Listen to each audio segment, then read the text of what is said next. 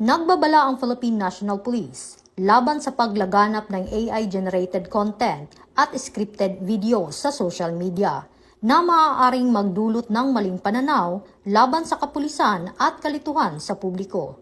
Ayon sa PNP, dumarami ang mga content na gumagamit ng artificial intelligence, digital at manipulation, at iba pang editing tools upang lumikha ng mga peking eksena na nagpapakita ng mga umano'y insidente ng pang-aabuso, katiwalian at iba pang irregularidad na iniuugnay sa mga pulis.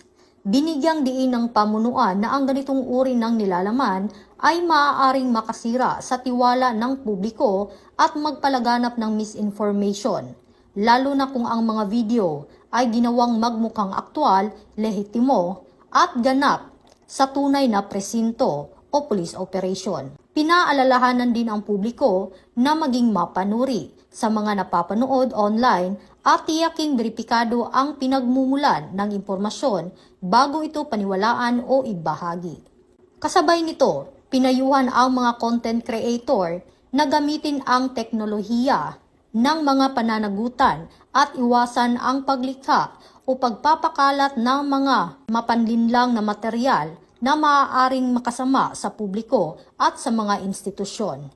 Hinihikayat naman ang mga mamamayan na agad i-report sa kinauukulan ang mga kahinahinalang video o post na posibleng bahagi ng misinformation o digital manipulation. Paalala ng PNP, ang teknolohiya ay dapat gamitin para sa tama at responsable nitong layunin, hindi para sa panlilinlang at pagpapakalat ng maling impormasyon.